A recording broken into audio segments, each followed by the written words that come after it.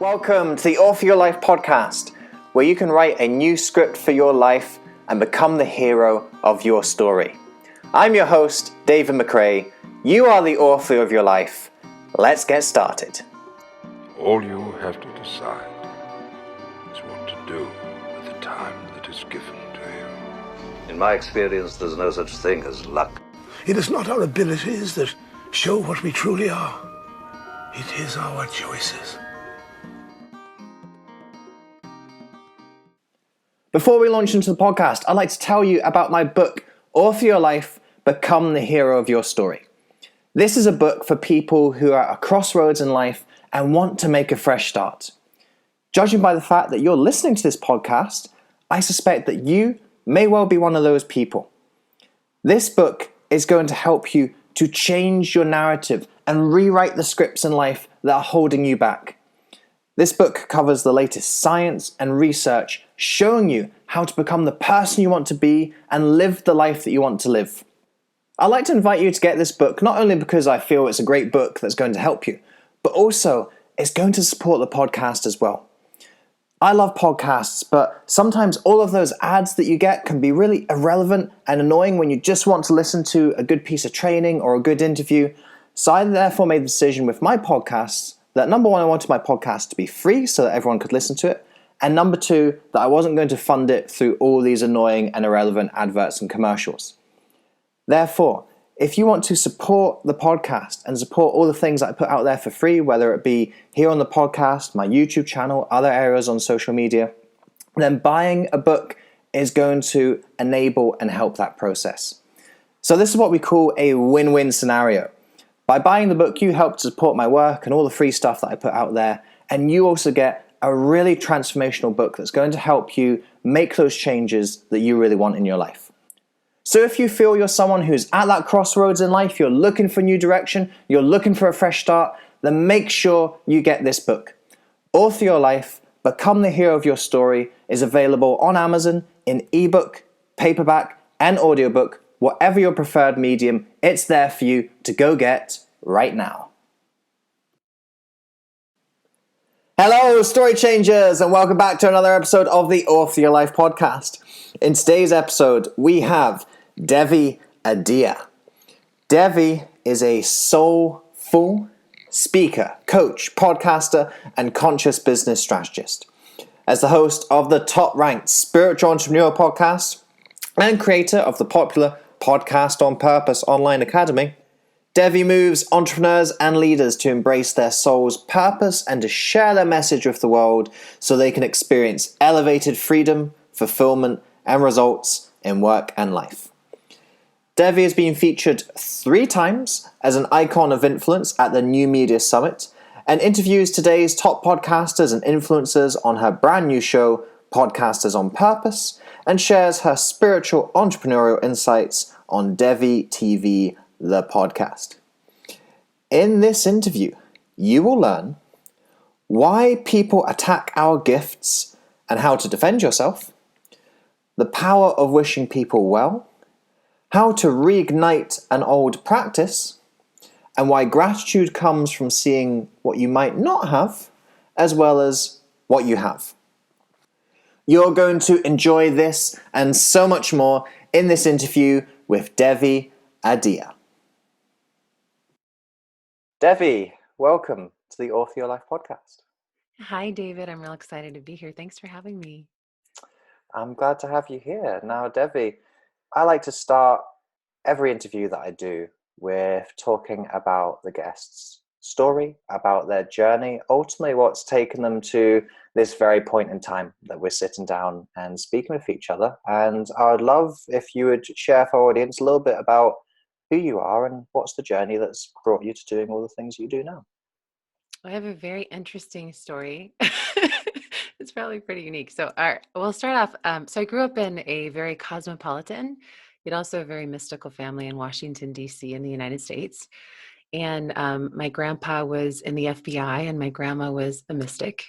And my dad was president of a bank and a yogi. And my mom was also, she had her own business. She was a VA before VAs were cool, but they were all, they were all like on the mystical side. So I like to call it a clair family. So if you've ever think of like clairvoyant, clairaudient, clairsentient, I had a family that were all of that, right? And this was back in a time when that wasn't so cool, when it was kind of like a thing that most people weren't really comfortable with. And I remember going to school when I was like 5, and I was very young, and telling kids about what would happen at grandma's house at the dinner table, having deceased relatives visit, and that kind of thing. And I remember these kids calling me a freak, and I was like, what did I say? Right. And I went and I talked to my grandma, and I'm like, Grandma, why are they calling me a freak? I was just telling them what happened at dinner. She's like, honey, you can't tell them anything of what happens here. They'll lock you in a rubber room and throw away the key. So very young, and maybe you can relate to this, I think we have parts of ourselves that we're afraid of sharing. And very young, I learned that this part of me, this part that was like kind of my gifts, was not okay to share. And so I started to hide a big part of myself and focus more on those kind of external things that were acceptable, like what was going on at the country club, and nice sneakers, and what's on TV. Became very more superficial on the outside, and more, and all of the richness was kind of hidden away, right? And I focused a lot on the external journey, and I went and I got a dual degree from Carnegie Mellon. I went and I worked in high tech. And I remember I was at Oracle, and it was New Year's Eve, and I sat down and I wrote out a bucket list of things that I wanted to do before I passed on. And I found one from 2 years prior. And I realized in 2 years of my life, I had done nothing of the things that I thought were most important, right? And so that year I decided to schedule one a month. And so I got scuba certified. I traveled around Europe, which maybe doesn't sound as exciting if you live there, but for me, it was exciting. I ran a marathon. I became a licensed skydiver. I did a whole bunch of things. And at the end of the year, I was like, well, now what? I've done everything on this list of things that I think is so important to do. And yet I didn't feel any more fulfilled. Right. And so I realized, well, maybe it's not just about experiences that fulfill us. Maybe it's definitely not about the money, because I was seeing all these people making tons of money who were not happy. Maybe it's about making a contribution. And I went to this event, and they're like, if you want to make a difference in the lives of people, come and work for us. And so when I worked for Anthony Robbins companies as a results coach, and well, it was awesome. And I enjoyed the experience of helping people. I still felt like there was something missing for me. Like there was something that was still pushing on my heart and my soul that wasn't being fulfilled. And so I spent a lot of time. I loved coaching. I went and I did a lot of different things. I wrote a kid's book. I went through and wrote music. I did a lot of different things, trying to kind of find what that thing was that was pushing on my heart and soul, that wanted, it just was like that now what nagging thing. This should be more fulfilling than it is. And I came to realize one day I was flying on a plane from California to DC, and then back from DC to California. And I listened to a podcast on podcasting. And I was like, I really think I want to do a podcast. And so I called my friend when I got back to California, and I'm like, I really want to do a podcast. And she's like, me too. And I'm like, okay, well, how long do you think it'll take? She's like, let's give ourselves 2 months. So we gave ourselves 2 months to do the show. And then at the end of the 2 months, the very last day, you launch with 3 episodes. I had done my 2 intro episodes, like 2 interview episodes after the intro, but I hadn't done my intro episode yet. And I realized I was terrified to share my story of spirituality. And the show was going to be called The Spiritual Entrepreneur, right? So I gave myself 3 takes, and I ended up talking about that spiritual aspect of myself. That night at midnight, I finally pushed publish. And I realized that I didn't get locked in a rubber room. Everything was okay. But I started to feel this release inside, like this lack of nagging inside of me, like something wanting to come out. And I started to feel joy and fulfillment and calm and peace, because what I realized is, well, it's not about acquisition and about making a ton of money. And it's not necessarily just about experiences, although they make a really big difference in expanding our comfort zone. And it's not just about contribution, although it feels great to make a difference for people. I really feel that true fulfillment in life comes from expressing that voice of our soul, that unique gift that we have in service to humanity, making a bigger difference, that brings the fulfillment and the experiences that go along with that. And so my podcast gave me that, which was great. And I've been doing it for a couple of years and I love it. And I've started helping people express the voice of their soul on their own platform and build businesses around it. So that's That's kind of it in a really, nutshell. yeah. That was a really good nutshell, actually. It's funny, as you were going through that story, I kept expecting you to say, and then I found what it was. So I went out and I had experiences. And then I found out it's experiences I was looking for. And then I went out and I started achieving things. And then there was achievement I found. And even when you said, well, maybe it's contribution, I was like, this is it. She's going to find out the secret of living is giving. And then it wasn't that. And I was like, oh, what's going to be the secret here? So it all really comes down to what I was hearing from that is self-expression. Really? Yeah. Would I be right in kind of summing it all up as self-expression is really what we're looking for in life?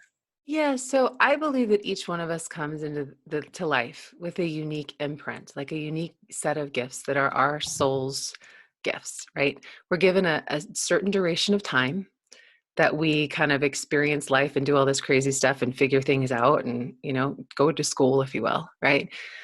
And I feel like when we are, especially for someone who's like a creative entrepreneur, someone that has a real desire to make a difference in the world, the fulfillment isn't necessarily going to come from making money. I don't believe it will. It's not been my experience or the experience of anyone that I know or that I've worked with.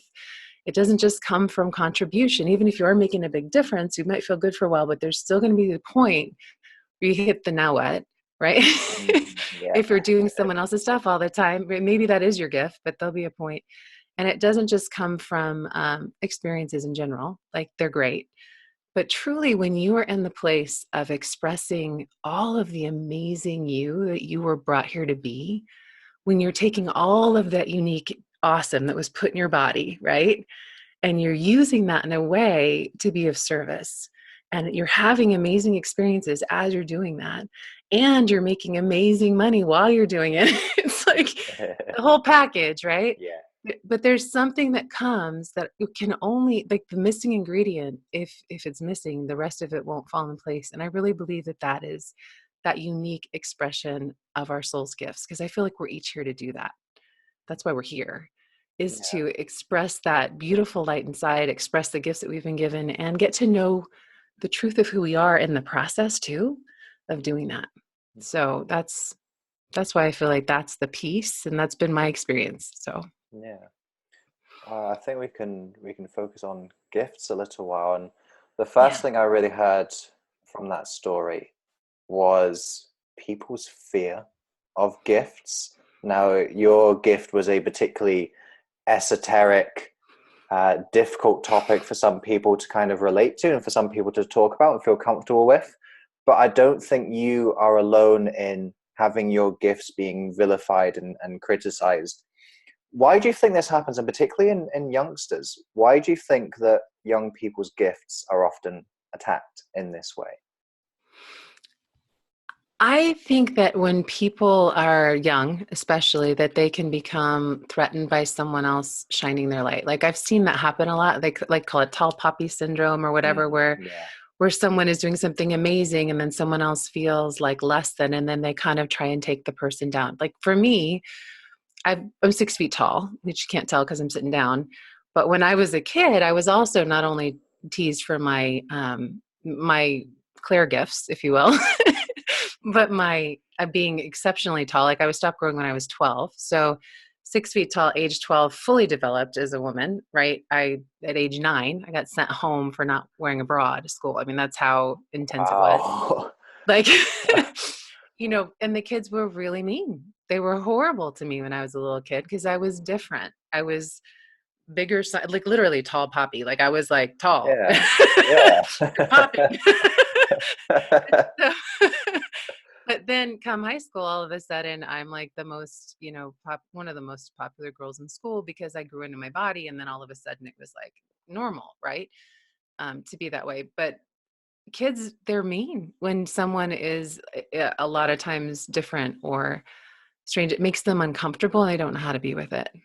Yeah. And I don't think that as a culture, we're as accepting of, I think we've changed a lot. I think we're way more accepting of uniqueness and we're looking for authenticity now. We're asking for people to be their unique kind of weird, freaky selves. Like, I think that's way more acceptable now than it was when I was growing up. When I was growing up, you were meant to conform. You're supposed to dress a certain way. You're supposed to like fit in, not stand out, right? I love the quote, why are you doing everything you can to fit in when you're born to stand out, right? But I feel like there's just a thing in our culture where we used to be historically uncomfortable. And I feel like more and more, and I'd love to see that continue to snowball, we're becoming way more comfortable with people being a little bit different, and actually kind of craving it. The vanilla is not as desirable anymore. So it's a great time, especially if there's some part of you, like you're scared that if someone knew this thing about you, whatever it is, your form of Claire, Yeah. whatever that part of you is that you're terrified to share, right? That's actually your unique superpower. That's your unique mix of awesome that the world is truly waiting for. And if it makes your voice shake when you share it, you're probably onto something, that it's the right thing for you to be talking about. There's something you said there, and it just came to me, so I'm going to say it. Do you think you were so big physically because that was a direct response to something you had within you to share, and it either wasn't coming out, so it expressed itself physically, or you grew so quickly physically because you had so much to give on a deeper level? Interesting. I've never really thought about that. I just assumed it was genetics, but I am taller than my sister and my mother. Maybe, it's interesting because, yeah, I've never really thought about that. I don't actually know. That's a good question. It's a good question. It could be. I like that theory. Who knows? Yeah, maybe. I definitely think it's interesting that I was so tall, so young. They ended up taking me to the hospital for x-rays because I was growing so fast that I was in pain. That's how, like, my ligaments couldn't keep up with the growth in my body. And then I just stopped one day at age 12, and I haven't grown since, thank God. It was good Yeah, for I thought I'd just run that by you. It just kind of Yeah. it came to me as you were speaking, particularly the topic that we're speaking about. Could be holding it in, maybe. It's a really interesting thought. I've never thought of it that way. Yeah. So continue on with gifts. There's this fear and this reaction against gifts, and I think we're going to have to deal with that in our lives. This whole people being intimidated by our light, by our abilities, by our qualities overshining theirs, and equally we'll have a little bit of that too. Sometimes we feel that other people are dimming our lights as well. So it's both sides of the coin. How do you think we can deal with that scenario when we feel that our gifts are being suppressed? What would you suggest for overcoming that challenge and this obstacle that we're all going to face in terms of releasing our gifts and bringing them out into the world? One of the easiest ways that I've seen to kind of overcome that is, if you were going to go scuba diving, you wouldn't go without a dive buddy, right? Like if something happens, you need someone there with an extra tank of air or something. Yeah. If your mask, your regulator stops working, you can grab theirs, right? So one of the things that I found really helps is having like-minded community that can kind of dilute the bigger message. So for me, one of the things that's really helped me personally, and I've seen it work a lot with clients too, is to build a tight-knit community around you that really believe in you, that call forth your gifts, that support your weirdness, that love your weirdness, right? That are aligned with your weirdness. And the thing that I found in finding those people is you have to go first. So like I would go to these events and things where there would be like clearly like-minded people that I had a resonance with, but they weren't talking about any of their Claire side at all, right? They're very like buttoned up, and I would go there first. And I just say, this is something I'm starting to want to share. It really is intimidating. I'm kind of scared about it, but it's a big part of my soul's expression. And I know it's really important. And, I feel other people's feelings. Like I wrote a kid's book called What Feelings Do You Feel? Because I was at a grocery store and I was in line and I realized that I was really tired and all of a sudden I was really mad. And I turn around, I look at the guy behind me and his veins are popping out and he's angry. I'm like, oh, wait, those are his feelings. He's mad. I'm tired. These are mine. And I asked a friend about it and she's like, I'm like, so, I was in the grocery store and this happened. And she's like, no, you know how it is. And she's like, well, no, no, I don't. Like that's not necessarily a normal thing. Like I thought everyone thought like that. Right. And so I asked another friend and she's like, no, I kind of know. It's like I'm in my car and it's raining outside. So I know it's raining, but I don't really have the rain getting me wet. And I'm like, Yeah. oh man, for me, it's like the top's down. It's Mhm. in my mouth, it's in my hair, that kind of thing. So I wrote a book about that. So opening up that conversation when I'm talking to people and being like, yeah, I feel other people's feelings. These are things that I experience. And then I'll be like, oh my God, I talk to my kids about that all the time. Or, I have it all the time and I don't know how to deal with it, or this, and you just kind of get in a dialogue about it. Or I was at an event and this guy was there and I was like, nice. He had this medicine bag on his chest that was tucked in his shirt. And I'm like, nice medicine bag. What is that necklace? It's really nice. And he's like, no one ever sees that. Like, it's like people just don't see it. And he's like, you must be someone different. Right. So I think acknowledging stuff that we're seeing, feeling, experiencing when we're around those people that are our tribe, or if you like to like geek out on gadgets, right? Like talk about gadgets when you're around people, like, but starting to share our what matters to us, those things that we're scared to share, whatever it is for you that you're terrified if someone knew about you, that they would absolutely, push you aside and tear you down in some way. Find the people that will lift you up for that and surround yourself, like just like kind of wall yourself in with that. And just know that it's going to be scary and give yourself support. Like give yourself time to shake, give yourself time to cry if it moves emotions through you, because those are deep wounds sometimes that we've had as children where we've started to share our voice and been shut down. Give yourself the space to allow those feelings to come through you, and just let them move through you. Don't resist them. Don't hold them in because all you do is make them stronger. But let them come through you, breathe through them, and just get to a place of gratitude that they're there and that they've given you the gift of, pushing you to express that unique, awesome out into the world. Mhm.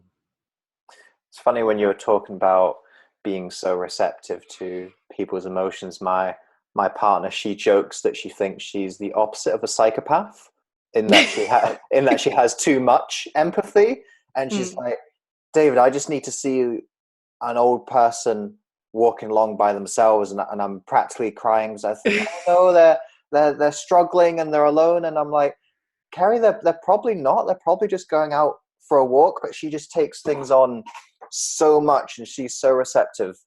Sounds very similar to yourself. Like she's driving with the top down and just everything kind of Yes, lands on her. totally. Yeah. I relate. I totally relate. It's tough when you're at like places where there's a lot of people too. When you're in a location where there's like tons of different people, that can be overloading, especially to a highly sensitive person or an empath for sure.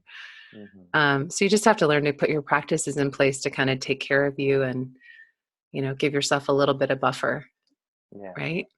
So, and friends help a lot too, because they're there when you get overloaded, right? They're there. And as a highly sensitive, a lot of times we also need a lot of alone time Mhm. and Yeah. space to rejuvenate and recover. So, Yeah. In your work, have you noticed any common patterns in the way that people suppress their gifts or they don't express their gifts properly? Is there the common fear or the common barrier that seems to hold a lot of people back? yeah, what I've noticed a lot of times is they'll try and divert. So they'll pick a different thing that they're kind of good at that's socially acceptable. Do you see what I'm saying? Or they'll use a vocabulary that's not really how they would express something, but they feel like it'll be received well. Or Mhm. they'll really hide inside of some sort of mask for what it is that they're doing. And then they wonder why they're not fulfilled, why they're not getting the income they want, right? Why they feel tired, right? All of these things that happen when we're literally like resisting who we are and when we're trying to be something else. Or maybe they're getting a lot of income and they're just like not happy at all. Like they just feel empty, kind of like I was when I was in corporate doing what I was doing. So those are the ways that I've seen most people do it. It's like literally bending your energy to fit it into something that's not you rather than just letting it out and letting it shine. So, and usually when people pick that lane, that's when they really have great success and fulfillment. That true lane and alignment. Zooming back out again from gifts and going back and looking at this whole journey that you've been on, how do you feel your life has turned out differently from what you expected it would? Well, it depends upon the age. When I was little, I thought I'd be a singer. No, I don't know. My mom was a singer. So when I was looking and following the corporate path, I, thought maybe by now I would be, retired or whatever, like philanthropist. I don't even know. Like I had a different perspective of where things were going to be headed. And I thought it would be a corporate life. Like I thought I would do what my dad did. I remember putting on a suit and being like, I'm going to be an exec just like my daddy, right? Like, which is what we do, right? We model our parents and the people in our lives. So I thought that was where I was headed. And I was definitely on track for that for a long time. And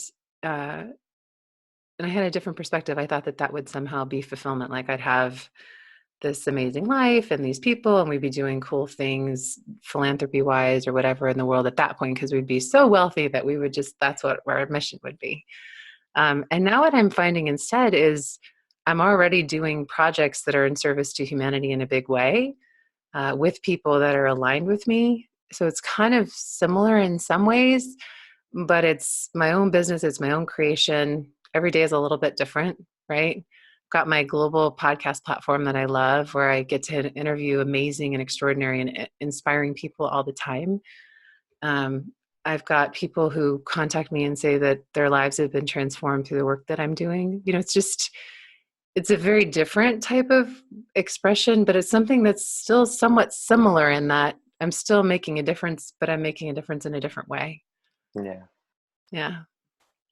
So. Why do you feel, I say you eventually settled, this is eventually where you've settled at this moment in your life. Why do you think you eventually settled on podcasting, or that was the thing that really called out to you out of all the things that you've done? Why does that seem to be the best expression of your gifts right now? Yeah, so it's just a part of my expression. So the podcasting thing for me has been really good because I've had a fear of being seen, right? And so podcasting was like I'm on video right now, but but on my podcast, a lot of time I'm just on audio. So I can still kind of have a little bit of a buffer, right? It's great for someone who's highly sensitive because it's one-on-one with one person, but it reaches many, right? It's been a great platform for helping me to create connections with people that I would love to connect with in an intimate way, and to serve people in an intimate way with not necessarily even being live with them all the time, but literally being in their life, right? Because you're in their earbuds most of the time, right? It's just been a great platform and a technology that it's the right time for it. It's been fantastic for me personally to come out spiritually on iTunes and share myself, right? And I found that for other people, it's a great platform for helping them to express and experience the voice of their soul, which has become my commitment, is to helping other people either create their global platform for doing that, figuring out what that voice is that they want to express, and my spiritual entrepreneur business, where I work with people, helping them to build a business around their gifts. It's all kind of come together. And it wasn't something, a lot of times I think we try and figure out what it is that we want to do in our mind, and that's not where it happens. If you want to see what's on the other side of a hill, you got to walk to the top of the hill. Yeah. So I think, a lot of the things that have happened and the way it's, transpired has come from me taking the steps. launching my show, having people come to me and ask me for help, listening, following the intuitive guidance that I've gotten around it. Okay, I'm supposed to help some people with this. Let's start to put together an online course. Let's put together a weekend. Like, things have just kind of shown up that way for me naturally and organically. And I think that's one of the best ways to start to share your gifts, is to just start with whatever platform you choose. If it's a podcast, if it's a stage, if it's a book, if it's whatever it is for you, where you start to express, if it's a business, even if it's a brick and mortar, whatever that is. And then as you start to express, start to pay attention to the signs that are inside of you and what's showing up. And then just organically build from there, put together the best plan that you can for like the next few steps, right? Put together some key performance indicators to look at to make sure you're on track. And then just keep stepping forward to get to the top of the hill. You see what's on the other side, and then you decide what you want to do then, right? But the whole journey is that expression and service to humanity, making a difference. And those experiences and the fulfillment that comes from all that, that I think is exceptional. I think that's a really important point, this idea of just start expressing yourself in the way that feels right at that time. I remember when I started my journey and I was starting to learn, and I was reading the books and listening to the podcasts and all the things that you do when you start your kind of personal development journey. I was recording little videos and I was posting them on Facebook, on YouTube. And pretty much the only person who watched these videos of any consistency was my mum. And she would say, "Hi, David, I saw your video this week. It was very good." I'd be like, "Oh, thanks, Mum." And then I started running little kind of workshops, and I'd sometimes only have like 2, 3, 4 people come along, and I was running them in the basement of a bar or the spare room in a coffee shop. And it started off small, but I didn't worry and I didn't kind of doubt myself, and I didn't kind of get down on myself because I was starting small, because I was posting videos that nobody was really watching and hosting workshops that nobody really came along to. That's just what I felt was right in the time for me to express and communicate what I felt was within me that needed to be expressed into the world. And eventually now I've gotten to the stage where there's more people who watch my videos than just my mom, and there's more people who come to the workshops than just those 2 or 3 folks who had nothing better to do on a Saturday morning. So that is where you get to, but you have to start off right at that kind of nitty gritty beginning of the journey. Yeah, it's so well said. It's so true. And I love, because you're expressing, right? And you're growing and you're being of contribution, right? And it grows. It's like a snowball effect the more that you do it.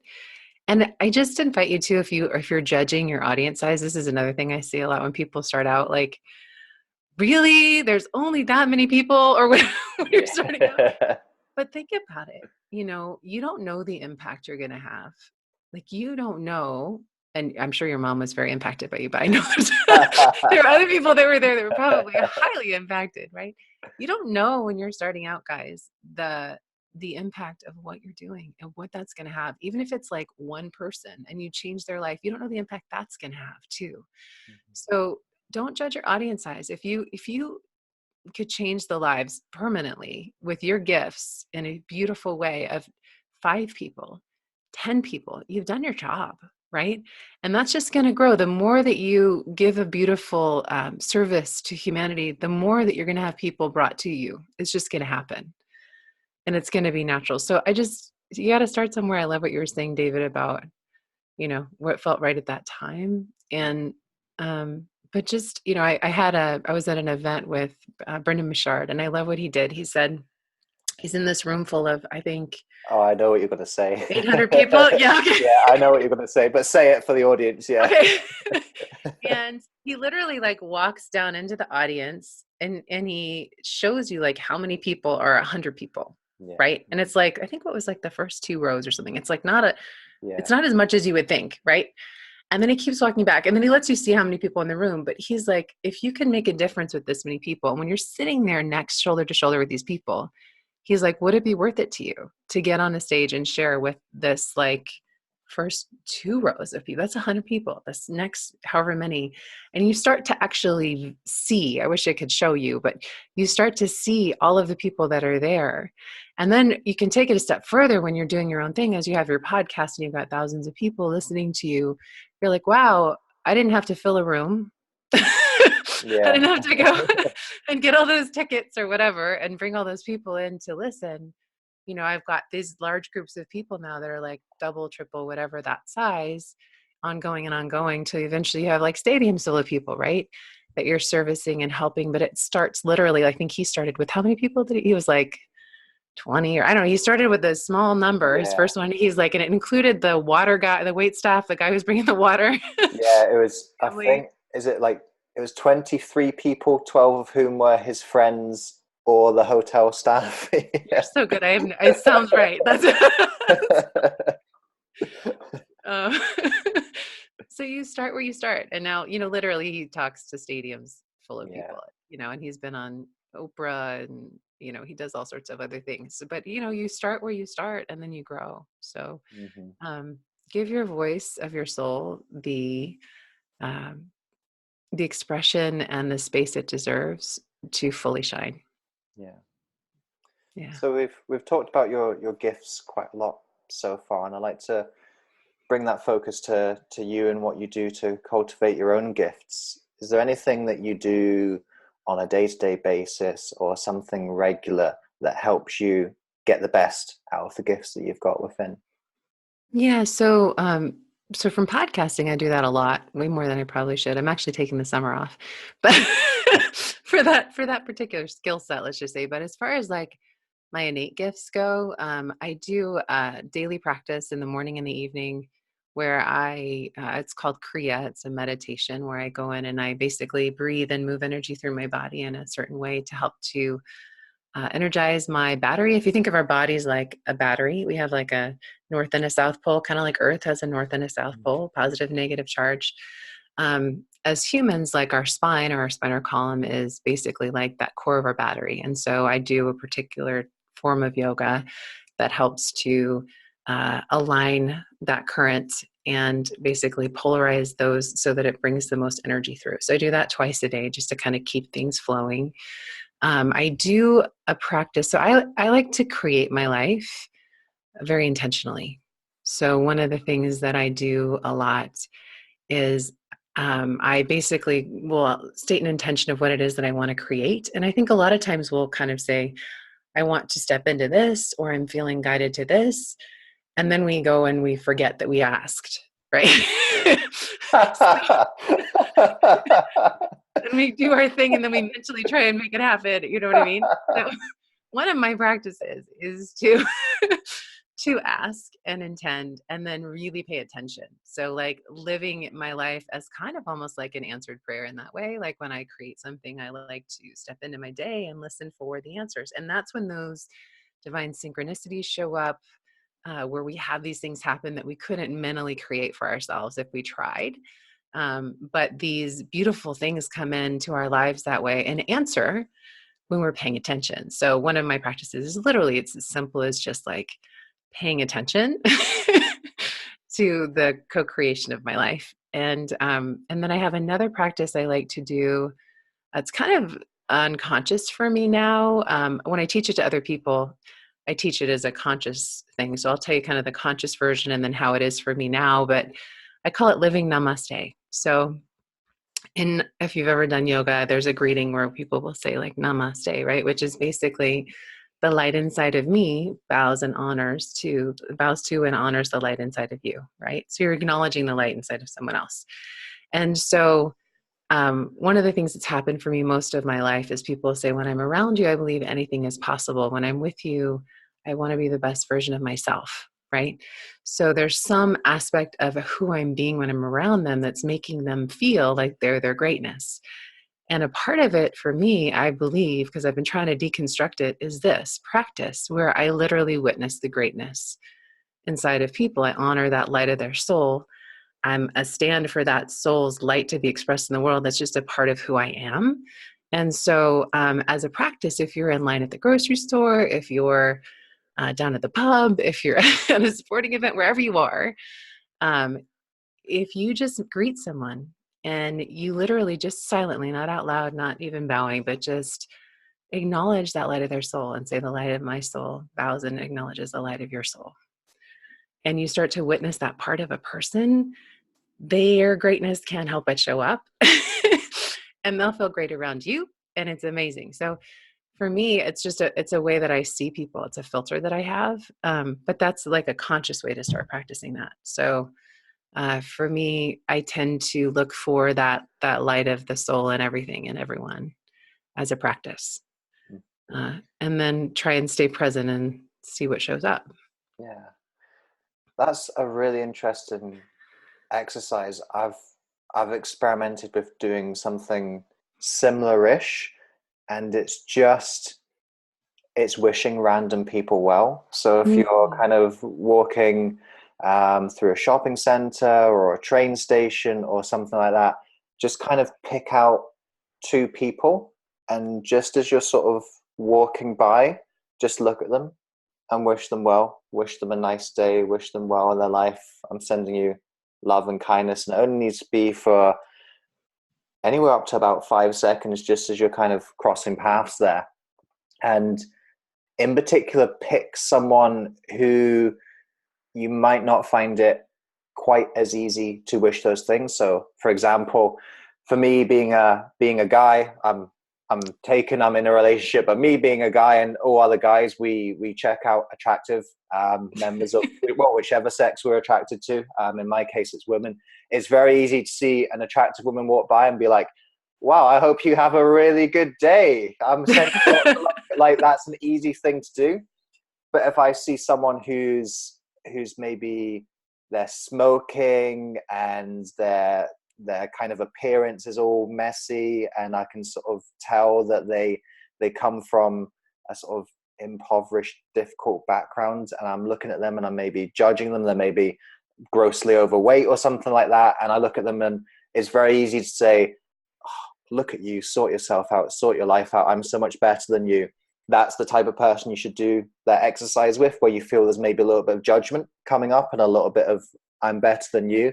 That's who you should do the exercise with. And so I've been experimenting with this. I kind of do it on and off, and it makes me feel a lot better as I'm doing it. And particularly if I'm in a bad mood, it just sort of reminds me that I don't have to be in that bad mood, and actually like being happy and giving good energy to other people into the world is actually a choice. And I was reading a little bit of kind of psychology literature and research that actually they did an experiment using a very similar thing. It was kind of wishing someone 3 blessings or something like that.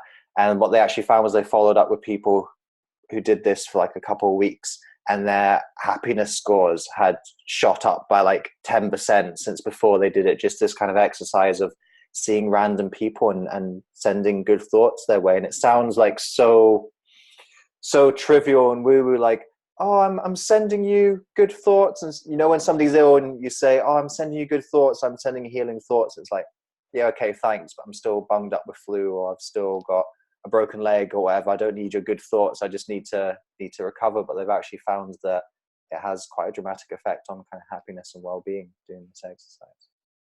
It's the best. My grandma used to always say, if you're having a bad day, go and do something nice for someone else and your day will turn around. And I really do believe that. I believe that when we give the good thoughts, or we give that, well wishes or whatever, you can't not be touched by that, because it moves through you and out.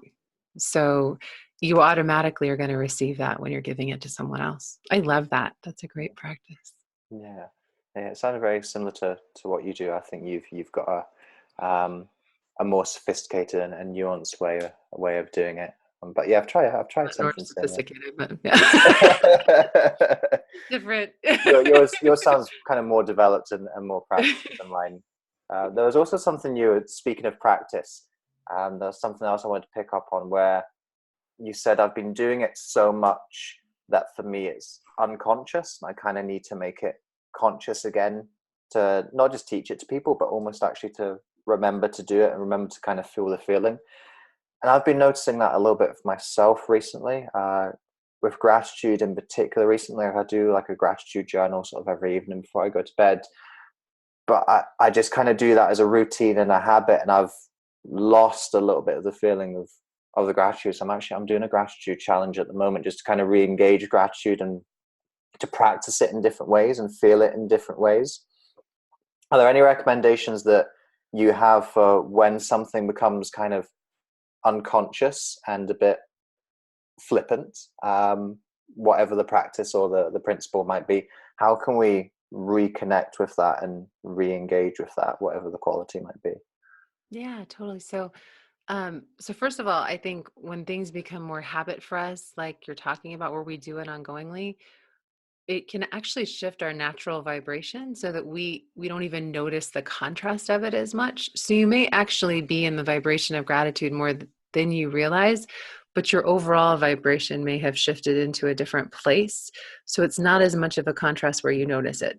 So I invite you to consider that maybe you actually are experiencing more of that vibration of gratitude, but it's become more of your like home radio station, if you will. So, Yeah, yeah, that's right. interesting.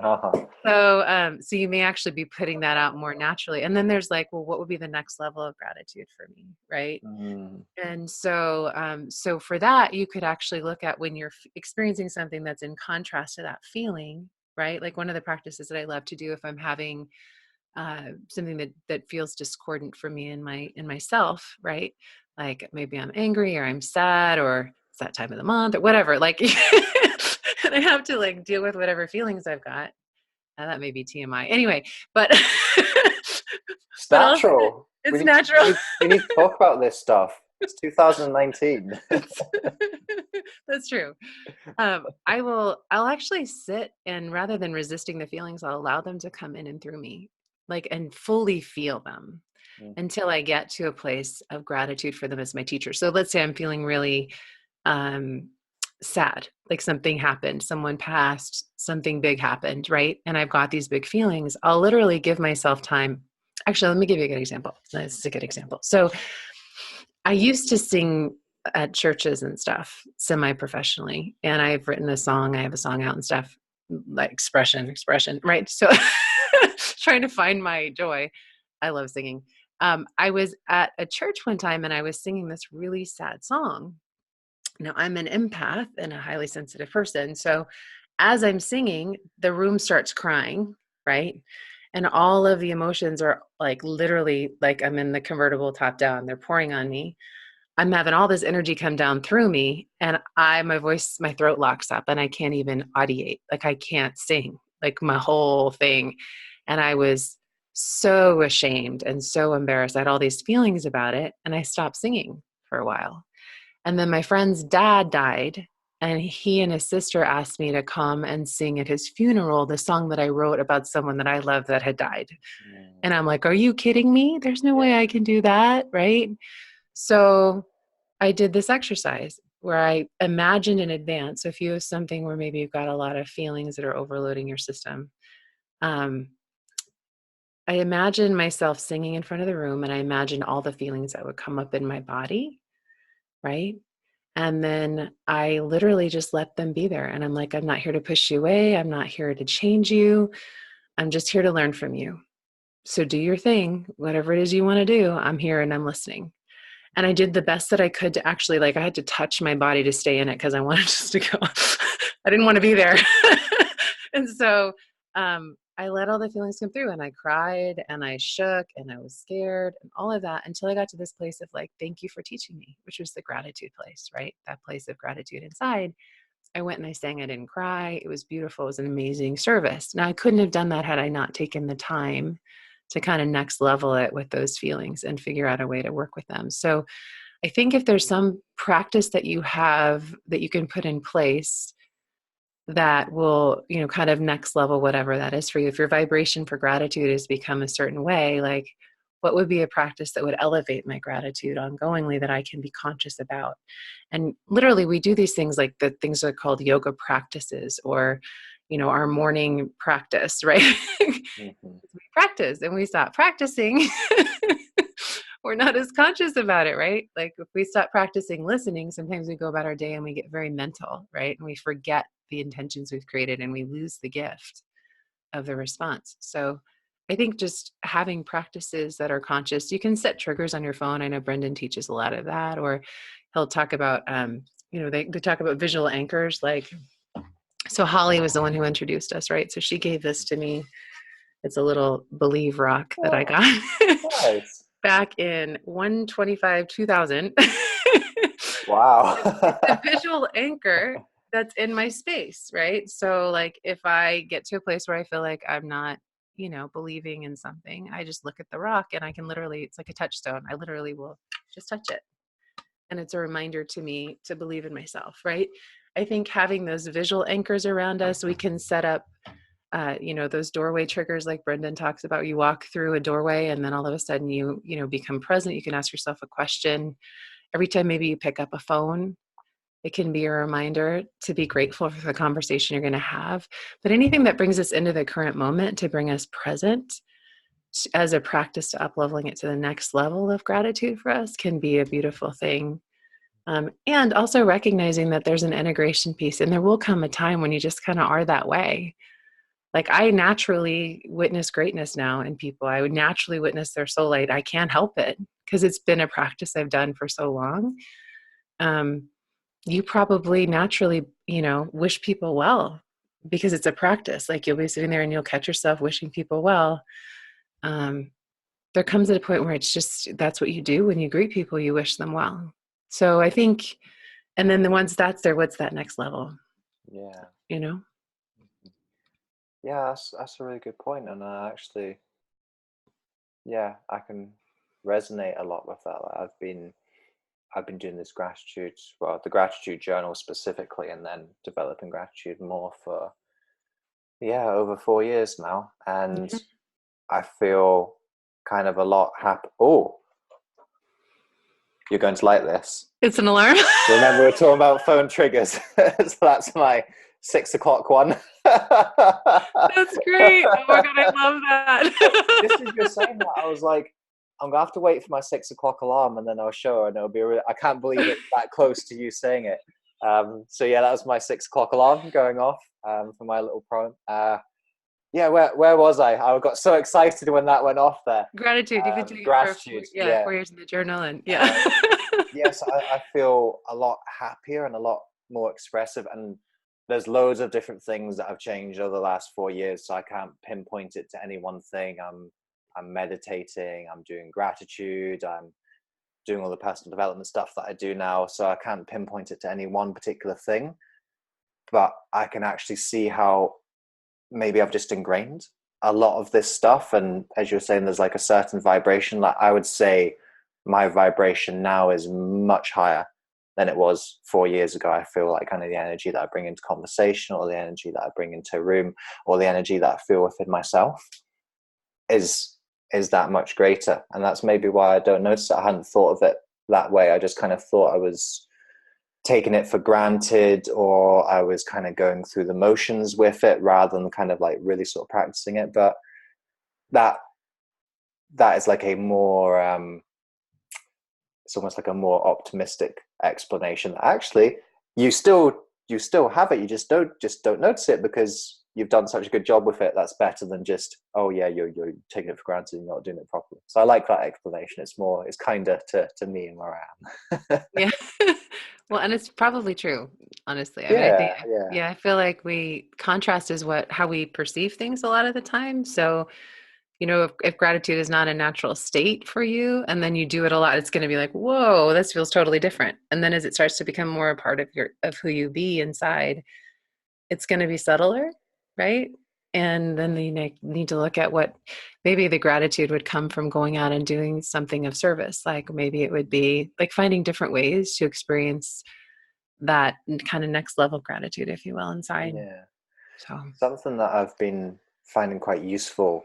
I've been reading a couple of books on gratitude, and I studied psychology at university, so I quite like the psychological sort of approach to things, and looking at the research and the things it does in your brain and things. So there's this one guy, he's kind of like the gratitude researcher, he's called Robert Emmons, and he's got a couple of books, and I've just read this one recently, which gives you like a 21-day gratitude challenge. And quite a few of the exercises are gratitude is all about kind of noticing the things that you have in your life and appreciating the abundance that you feel around you. But actually a few of the exercises are about imagining that you lost the things, or imagining that something didn't happen.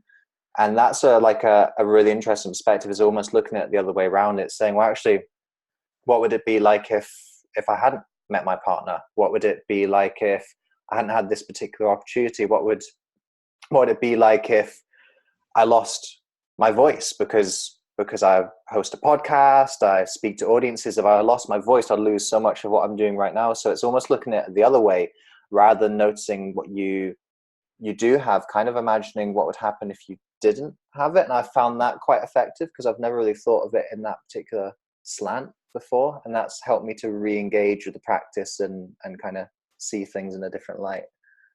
It gives you the contrast for sure, right? It's like all of a sudden then it's a discordant vibration, right? Because you're like, oh, Yeah. wait, it's not, you know what I mean? So it kind of creates that gap again that you might have had when you're originally doing the gratitude of like, here I am, and then I'm doing the gratitude. And now that you're here, it's like, okay, I'm not really feeling it. It's kind of like sameness, create a little gap, right? Yeah. That's interesting. Yeah. That's cool that you like the scientific approach too. I love that. I love it Yeah. when people share studies and research. I was actually sitting in a yoga class the other day, and the guy was saying, if you love to do philanthropy or contribute, we really need more yogic research. Yeah. And I thought it's true. Like it's so important to have studies around the things that we, experience and live and practice, right? So Yeah, I think that's something that meditation has had hugely over the past couple of decades, as when we developed good brain imaging tools and brain imaging equipment to actually kind of see what's really going on in the brain and the structures of the brain and the activity in the brain. I think that's really given some credibility and some foundation to the practice of meditation. Now, of course, spiritual tradition has known for thousands of years that meditation is a good thing, but here in the Western world, we need that little bit of kind of that science and that objectivity to catch up and kind of give us the other side of it as well. So I'm really pleased with what science and psychology has been finding out about meditation, and it's kind of shown everyone that, yeah, meditation is this really good thing. That's why people have been doing it for thousands of years, and yoga is very similar. Again, people have been doing it for thousands of years. There's a reason why people have been doing it for thousands of years, because it works. Now, we're still finding out some of the physiological and the psychological mechanisms as to why it works, but people wouldn't have kept on doing it if there wasn't something in it. so true. So very true. So let's expand a little bit from we got onto a little tangent on gratitude there. Let's go even bigger. I'm than grateful. gratitude. I'm grateful for that tangent. Yeah, let's go even bigger than gratitude, and let's look at possibly the most powerful feeling and emotion of all, which is love. When I look at the world around me, I see a lot of good stuff, but I also see a lot of conflict. I also see a lot of opposition. I also see a lot of unhappiness personally and as a wider collective.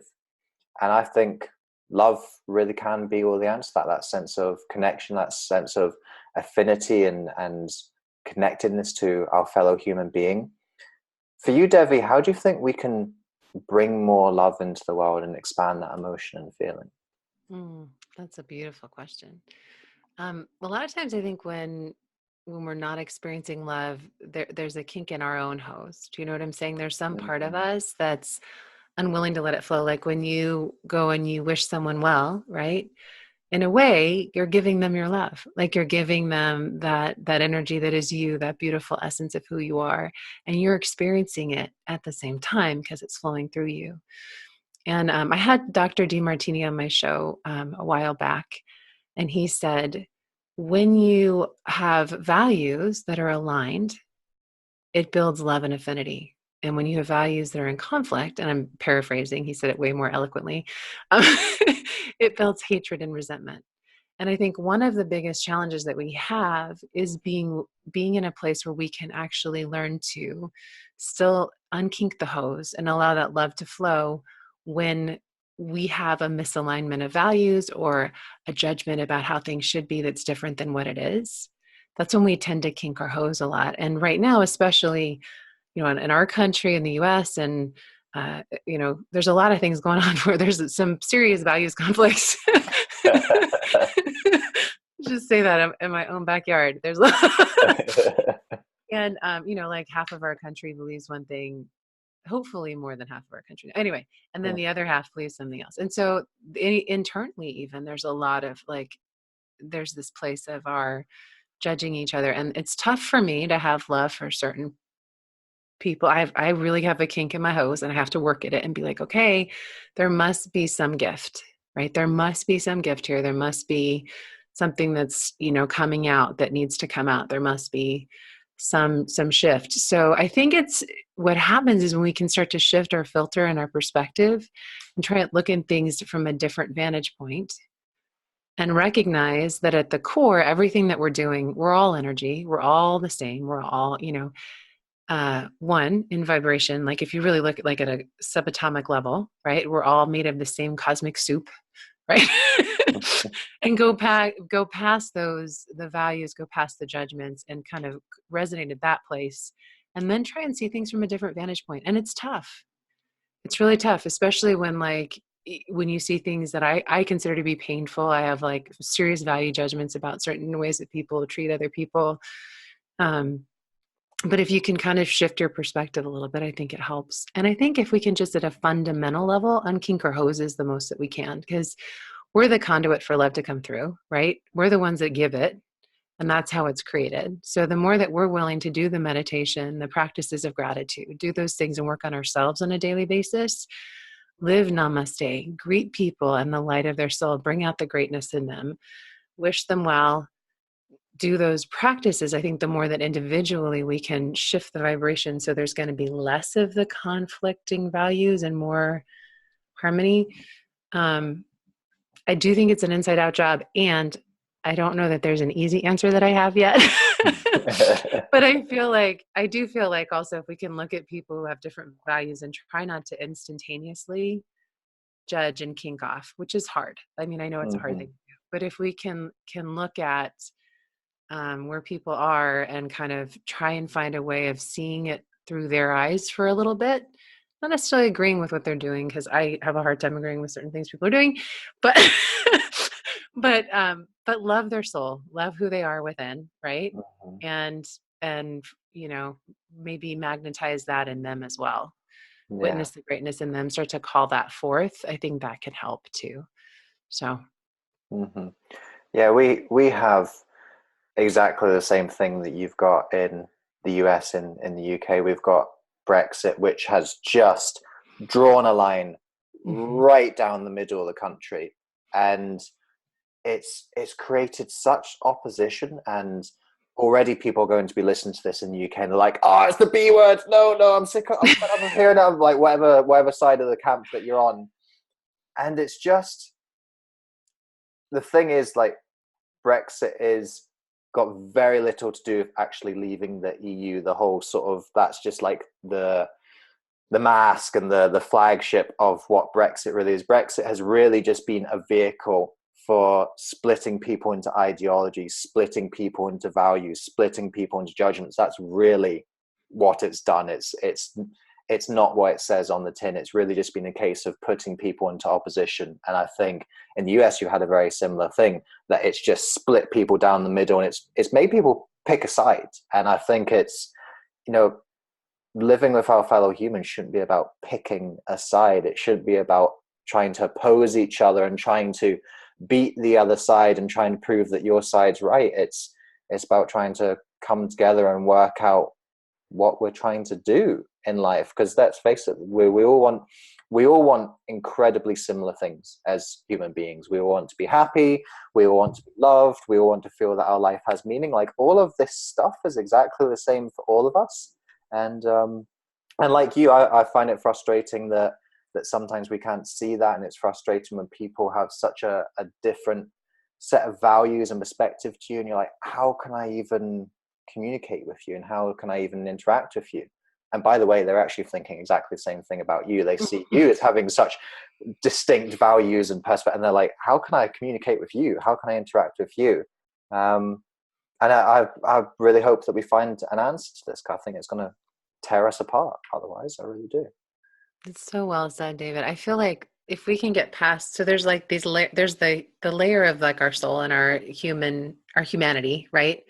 Where we do want the same things. Like there's definitely like aligned values in there, and there's aligned energy in there.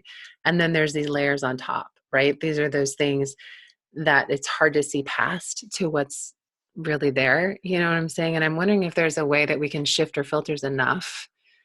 And maybe it is like witnessing the light of the soul in everyone. Like maybe that is that practice living namaste, like in our leaders, in our fellow countrymen and, you know, and women, and witnessing that. Maybe that'll help with shattering some of the stuff on top. But I think too, if we can just try and see it from each other's perspective, and it takes energy and effort. The lazy thing for all of us to do is to be like, you humana, humana, humana. Do you know what I mean? Right. That's our instantaneous response, right? But if we're willing to add just a little bit of extra effort to try and see it like a little bit different vantage point, and then look at like, how does this link to any of my values as a human? Like how does this link to any of their values as a human? How can we find that common ground where our values do align? You know, how can we find that place where we're self-serving together as humans, right? As people here on the planet in this time. Because, you know, here's the bottom line, guys, we're on a spaceship called Earth that's out in, Yeah. I mean, really, like, we got the ship here, we're all on, right? We got to figure out how to coexist, you know, and do things together, right? Like this is it's a shared, you know, place that we're all here in, you know, as humans living. So fundamentally, I think we need to find that sameness somehow and align those things. And it feels complicated. Maybe it's not. Maybe there's someone who would find it really simple. But I think the more that we're willing to not like knee-jerk react, which is tough. Yeah. But like take a pause in the middle, even just like a deep breath. Okay, I'm not going to react. How else can I see this? What's another way that I can see this where there's sameness? What's another way that I can see this where there's, you know, there's light, there's possibility, there's an opening, you know, rather than an instantaneous shut door. And I think that that's part of the work. And it's challenging because it can't be one-sided. We all need to do it together. Yeah. So, yeah. Mm-hmm. So let's take these big ideas and fixing the world and and start to bring it all together. I'd like to move us towards the conclusion of this conversation. I've got a few final questions, and by the way, I say this every time, just because they're the final questions, don't feel that the answers need to be short and succinct. We can keep the big ideas expanded if that's the way that it goes. Whatever the answer is, then that's the answer that we'll give, and we can maybe talk about it as the answers come out. So we'll just see how it goes.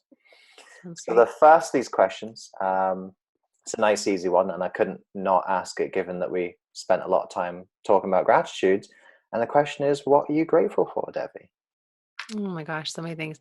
Right now, my home, my husband, my cats, my clients, my podcast, this conversation, my soul, like all the spirit and energy in me, the beauty of the ocean. I could go on all day. I'm really grateful that I'm in a time right now too. I'm living in a time when we're calling forth uniqueness, when we're calling forth our soul gifts, where we're calling forth the essence of the light that we all are. Like I'm super grateful that it's a time when that's being asked for, because this is when I feel like I can really fully express who I'm here to be too. So I'm grateful for that. I'm grateful for all my friends. I have amazing and extraordinary community. Grateful for awesome parents. Grateful for my godparents are both swamis. I grew up with a really unique kid stuff in my lineage, you know, for what they've taught me. I'm grateful my bookshelf in there has got all my grandma's books that she used to read. So I feel like when I hold them, she's with me. I'm grateful for the resources that are in my life, the technology that supports what I'm doing. I'm grateful that we have technology that we can even be doing this conversation with you, you know, over where you are and me over where I am. We're like crossing a big ocean. And yet here we are together as if we're in the next room, you know, I'm so grateful for my health. I'm grateful for uh, my sister who lives in Turkey, who I still get to WhatsApp with. Yeah, I could go on. So, but I all day. But I'm just grateful to be here. I'm grateful for my life. I'm grateful for the awareness that I've been given. I'm grateful for the teachers I've been given. I'm grateful for the courage that I've been given to step into a different level of myself. I'm grateful for my voice to be able to express. Yeah. Lots. Nature. Yeah. Our earthship. Just the whole thing. The All whole of thing. All of it. it. My husband's amazing. Yeah, I'm grateful for him. He's kind of a given. He's a part of me. So yeah. We started this conversation by talking about children and talking about the gifts that we have as youngsters. And I'd like you to think of one of these gifted youngsters. And I can't believe that next year is going to be 2020. It's going to be the third decade of the century. And I think that the children who are being born now and the children who are just entering school now, they're really going to inherit this century. They're going to inherit the next 81 years and whatever it is that we do as a species in the 21st century. So I think they've got a really important job and they've got an important role and responsibility to inherit and take on over these decades to come and over the rest of the century.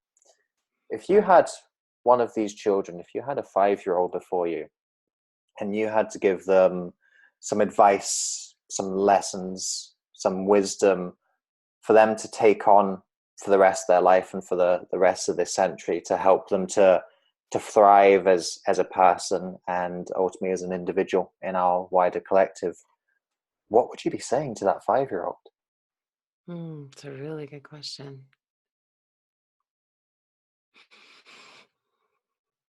As simple as it sounds, I think I'd start by teaching them about how to use their breath. I would be saying that all of us on this planet right now are breathing at the same time because they're 5, they're young, right? Yeah. And I'd say, one of the things that we're all doing right here, right now, at the same time, everyone who's on the planet, is we're breathing together. You can't be on this planet and not be breathing together. And that the breath is something that is so taken for granted, but it's one of your greatest tools. And I would teach them how to increase their energy with their breath by breathing longer inhales and shorter exhales. I teach them how to calm themselves by breathing longer exhales than inhales. I would teach them how to circumvent their reactions by breathing. I probably would just take them to the simplest place, which is their breath. And I would teach them how to energize their own bodies with breath, probably first and foremost. And then I would teach them about their voice. And I would say that that their soul has come into this world at this time to make a huge difference on the planet, and that their voice matters, and that their soul is unique and special, and that they're here to express that fully. And I would talk to them about what it is that they feel that their gifts are, that they're here to share. And I would elicit what those are for them. And then I would say, how is it that you feel you'd like to serve humanity with your voice? Right? And I'd have them talk about that.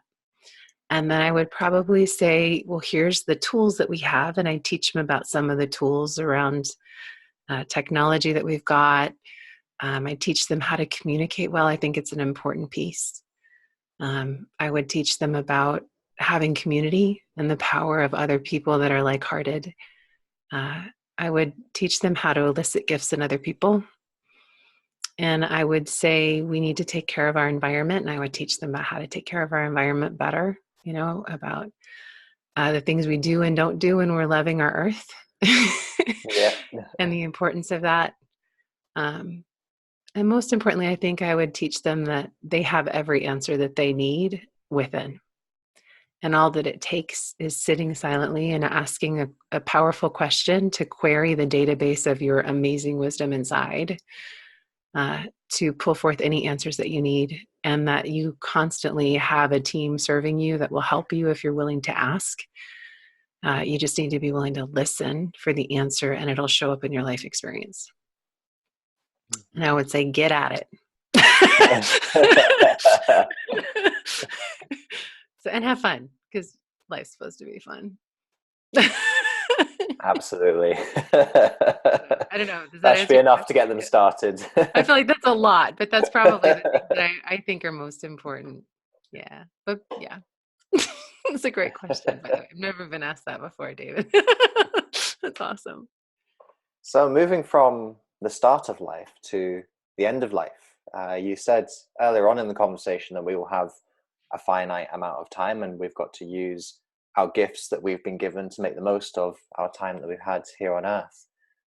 For you, when that final day comes and you look back at your life and all of the things that you've done and been a part of, what legacy would you like to have left during your time on earth?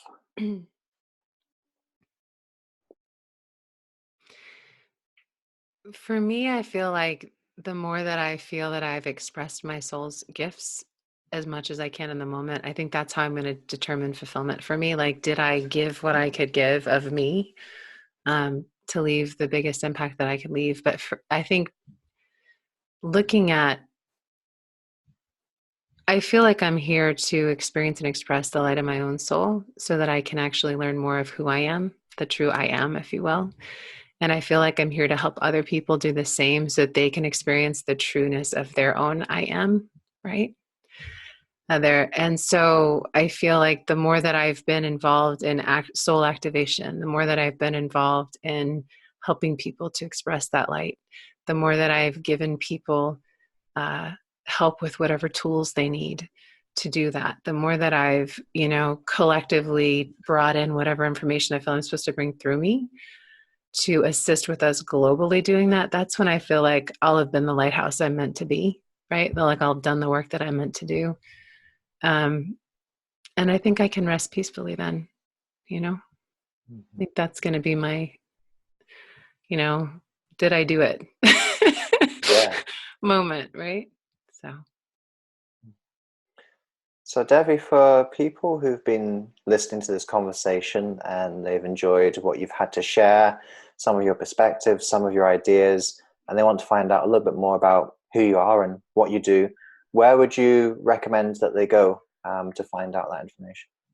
Well, there's a couple places. You can go to my main website, which is deviadea.com, which is, I think you can see my name on the video, but it's DEV like Victory, IAD like David, EA.com.